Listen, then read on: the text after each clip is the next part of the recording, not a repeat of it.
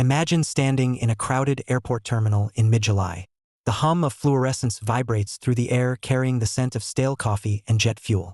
A man sits by gate 42, quietly adjusting his watch. He turns the crown exactly 2 minutes fast, adjusts his collar, and looks down.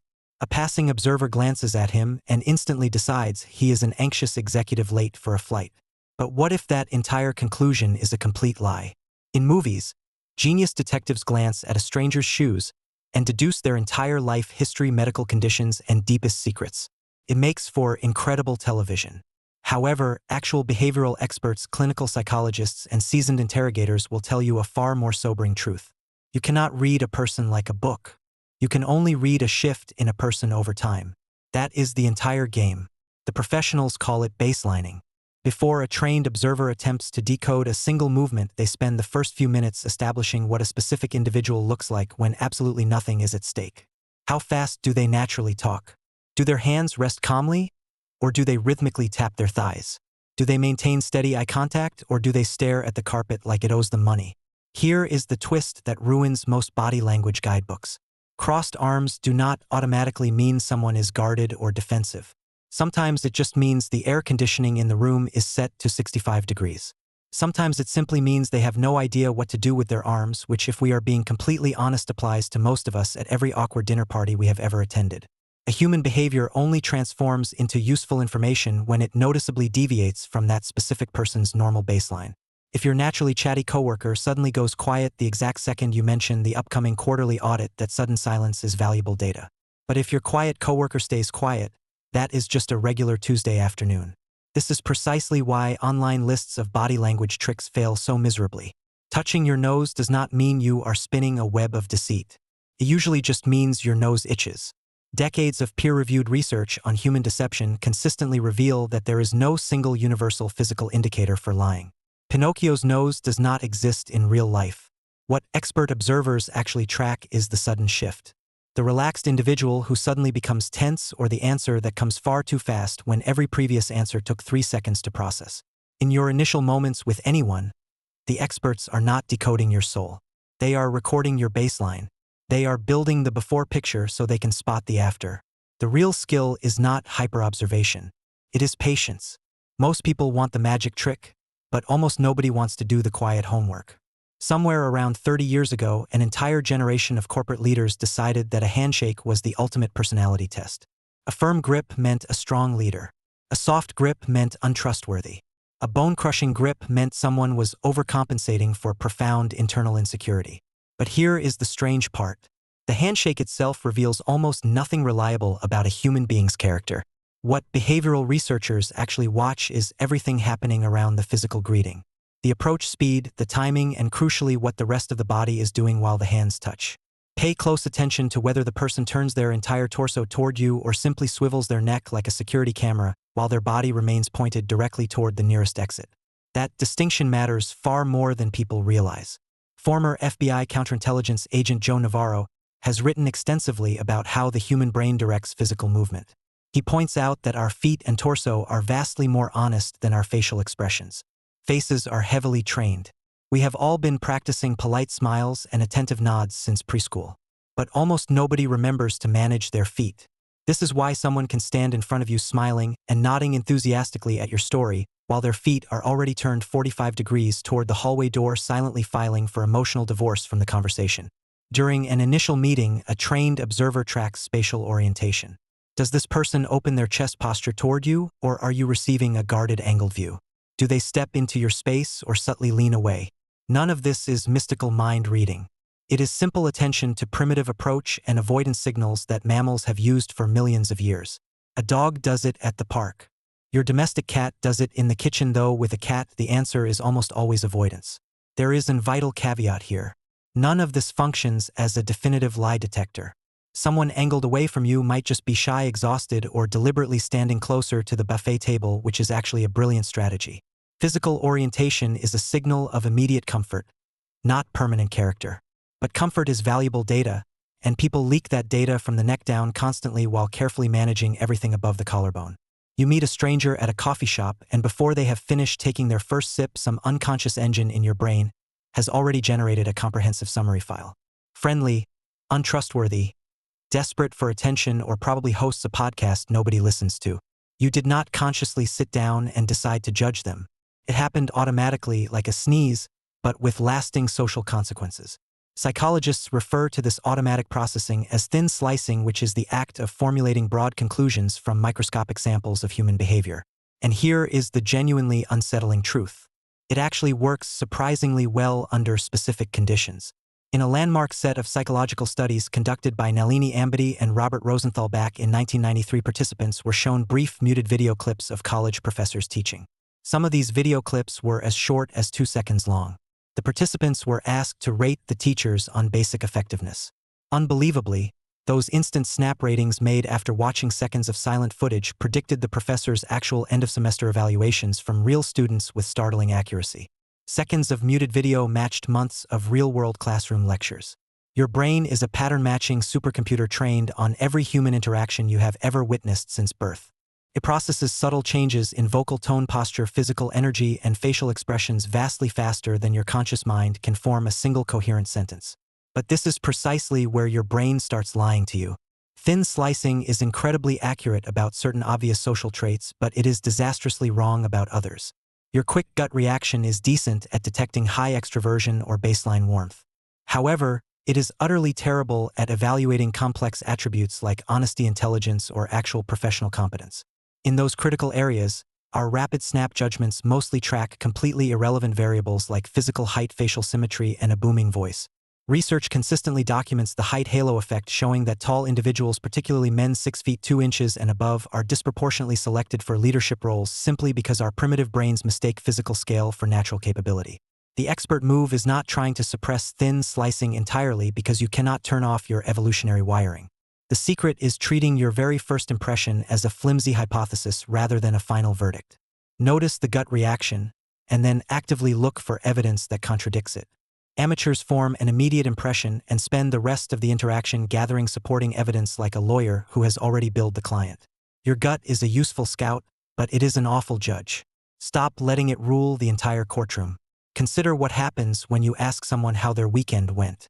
Their mouth says it was fantastic, but their hands remain completely motionlessly flat at their sides. Meanwhile, if you ask that same person about the neighbor who constantly parks in their driveway, their arms suddenly erupt into an invisible orchestra of total frustration. That exact disconnect is what behavioral observers track. Speech production and physical gestures are generated by deeply interconnected neural circuits within the brain. People naturally gesture while speaking on the telephone even when no one can see them. Even individuals who have been blind since birth use hand gestures when speaking to another blind person. Physical movement is not decorative flair. It is a fundamental component of human thought generation. When a person's spoken words and hand gestures match perfectly in energy, timing, and intensity, it indicates that the brain is actively generating authentic thought. But when the spoken words are emotionally animated while the physical body remains strangely frozen, or when hand gestures land a split second after the words are spoken like bad audio in an imported movie, something is being artificially performed rather than genuinely felt. Once again, stillness alone is not definitive proof of deception. The field of deception research is famously humbling. Even highly trained federal agents perform only slightly better than a 50% coin flip when trying to spot active lies in a controlled laboratory setting. Some people freeze completely when they are nervous. Some people freeze because they are concentrating on a complex thought. Some people simply grew up in families where you do not wave your hands around like an air traffic controller. But incongruence, the noticeable mismatch between physical movement and spoken narrative, is always worth registering. Someone saying they are completely fine with a decision while their jaw muscles are visibly clenching is giving you conflicting signals. When two behavioral channels disagree, the smartest observers always trust the channel that is significantly harder to consciously fake. And the hardest channel to fake is usually the body language happening below the throat. Here is the ultimate plot twist that popular self-help guides rarely mention. While you are sitting there silently evaluating someone else, they are simultaneously evaluating you. Your subtle reactions are actively contaminating their behavior, which in turn contaminates your judgment. You are both locked in a continuous feedback loop. Psychologists term a major component of this phenomenon behavioral confirmation, or the self-fulfilling prophecy. In a classic 1977 experiment conducted by researcher Mark Snyder, male subjects were given fake photographs before having a telephone conversation with a woman. Half the men were shown a photograph of an attractive woman, while the other half were shown a photograph of an unattractive woman. The men who believed they were speaking to an attractive woman unconsciously spoke with far more warmth, humor, and engagement. In direct response, the women on the other end of the line who had absolutely no knowledge of the photographs naturally responded by becoming significantly more charming, confident, and warm. The men's initial expectation literally created the physical evidence they were testing for. This is why attempting to read someone cold is so notoriously slippery. If you walk into a room expecting an individual to be cold, defensive, or difficult, you automatically adjust your own body language. You become guarded, direct, and slightly skeptical. Congratulations. Your guarded posture causes them to put up their defenses, making them act difficult, and you walk away feeling like a brilliant psychological prophet. You did not read the room. You redecorated it. True behavioral experts account for this bias. Professional interviewers train rigorously to maintain a neutral, warm demeanor, specifically so that whatever the other person does is an authentic response, not an echo of the interviewer's nervous energy. It is the observational equivalent of keeping your fingers off a physical crime scene. A massive portion of accurately reading other humans involves managing your own outputs. Your subtle facial expressions, your tone of voice, and your underlying assumptions are all leaking into the social environment. Most people who pride themselves on being incredible judges of character are actually just exceptionally skilled at provoking the exact behaviors they predicted. Stress leaks through the human voice faster than almost any other medium. You can hear it in a single syllable. A close friend answers the phone with a brief hello, and you instantly know something is wrong. You do not know it from the word itself, but from the microscopic shift in fundamental pitch, the flat rhythm, or the brief delay before speaking. You have just performed complex vocal acoustic analysis without needing a degree in linguistics. The human voice is an incredibly leaky behavioral channel because the vocal apparatus is directly wired into the body's autonomic nervous system. Under psychological pressure or cognitive load, the fine muscles surrounding the larynx tighten, automatically causing the baseline pitch of the voice to rise slightly. Speech latency changes noticeably. Unplanned micropauses appear in the middle of sentences. People swallow more frequently, clear their throats, or take tiny audible breaths before answering questions that should not require emotional bravery. None of these individual signals prove anything definitive on their own. Remember the baseline rule. But a clear shift away from a person's normal vocal delivery is one of the most reliable indicators of psychological stress available. This is why modern researchers studying deception focus far more attention on vocal pitch variations and timing delays than on whether someone's eyes are moving around. Furthermore, where the vocal shift occurs is infinitely more important than the vocal shift itself. If an individual's vocal pitch tightens during one specific question and immediately relaxes for the rest of the conversation, they have just drawn you an precise map. The specific topic caused the physiological reaction, not the environment. Interrogators refer to these moments as hotspots, which are sharp behavioral changes linked directly to specific content. Your conversation partner might be completely relaxed until you ask why their last business partnership dissolved, at which point their vocal cadence instantly shifts into the careful, measured tone of a corporate legal briefing. Noted.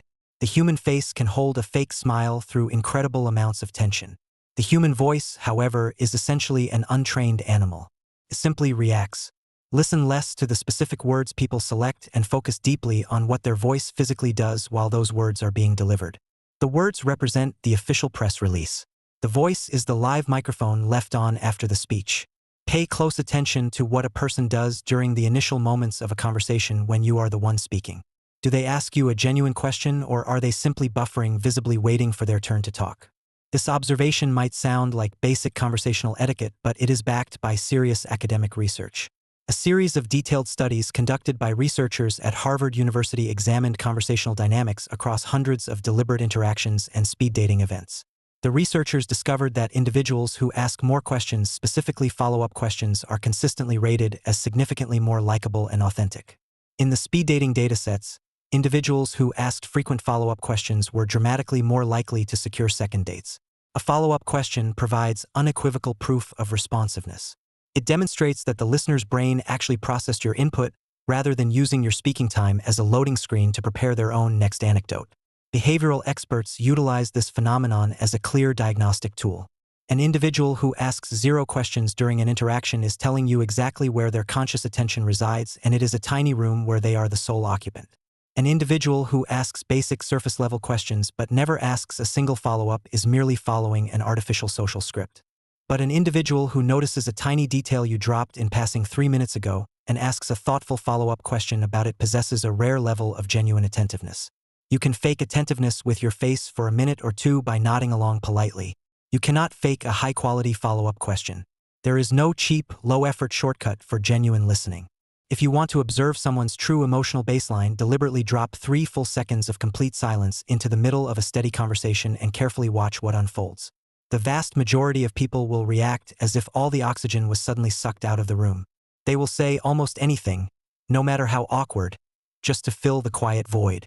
This specific reaction is why seasoned negotiators, investigative journalists, and elite interrogators frequently weaponize the deliberate pause. They ask a critical question, receive a brief answer, and then simply sit there staring comfortably with neutral eyes. A shocking percentage of human beings will keep talking, over-explaining, qualifying their earlier statements, and continually negotiating against themselves purely because conversational silence feels like intolerable failure. What is actually happening inside the brain is that sudden silence creates immediate social ambiguity. Ambiguity is interpreted as a potential threat by a brain that evolved to constantly monitor its standing within the social group. Psychological research on conversational flow reveals that even brief disruptions in rhythm cause individuals to feel instantly less accepted by their peers. The silent gap registers as a system error, so we scramble to fix it with rapid verbal noise.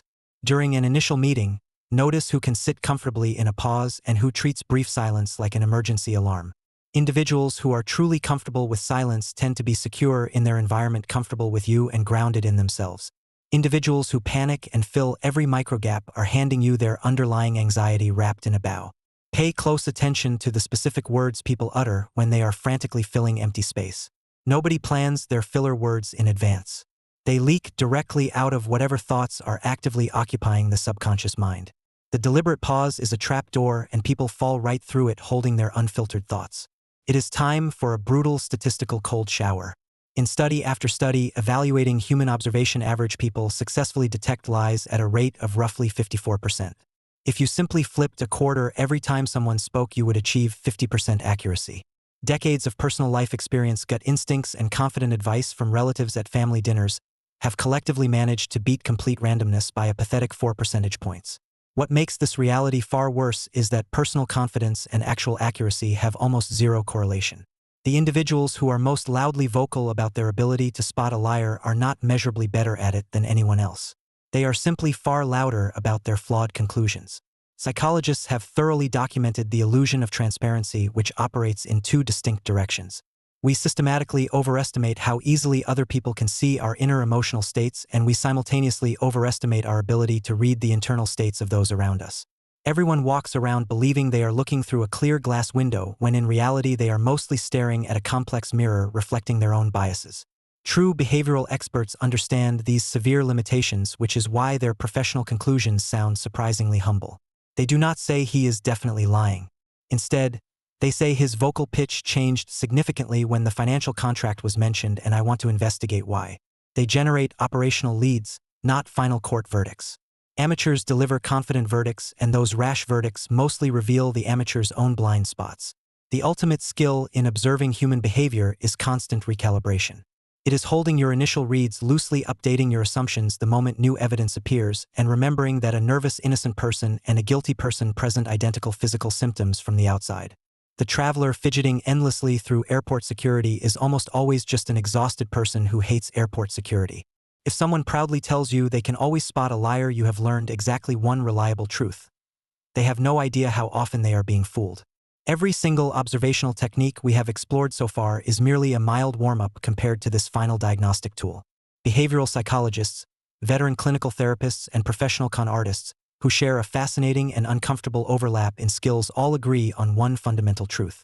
The absolute fastest way to read a human character is to observe what they actively do when you offer them a small, controlled piece of vulnerability. Mention a small personal failure, a mild worry, or a slightly embarrassing mistake you made earlier in the week, and then remain completely quiet. Watch their immediate reaction. Some individuals will instantly lean in, match your vulnerability, and offer a real story from their own lives. Researchers who study interpersonal disclosure have repeatedly proven that this reciprocal exchange of small vulnerabilities is the core engine that builds genuine human trust. This exact principle explains why the famous 36 questions psychological experiment was able to build deep intimacy between total strangers in less than an hour. However, A different type of person will become visibly uncomfortable when you share a vulnerability and swiftly pivot the topic back to something surface level like the weather or stock prices. And a truly opportunistic person will quietly file your vulnerability away in their memory, and you will hear it brought up again later, sharpened and aimed directly at your insecurities. That single immediate response reveals an entire psychological operating system in miniature. Empathy, emotional avoidance, competitive insecurity, and opportunism all show up uninvited the precise second someone hands over something soft. At that point, you are no longer reading basic physical posture. You are observing their core ethics. This diagnostic is so remarkably effective that manipulative personalities use a reversed version of it all the time. They will offer a completely fake rehearsed vulnerability early in a meeting to test if you will respond by handing over a real one. If a complete stranger becomes deeply confessional suspiciously fast, that is not instant emotional intimacy. That is deliberate phishing. So here is your complete behavioral protocol. Forget the cinematic myths. Establish a calm baseline. Track noticeable mismatches between speech and movement. Listen to the physical changes in the voice. Count the follow-up questions.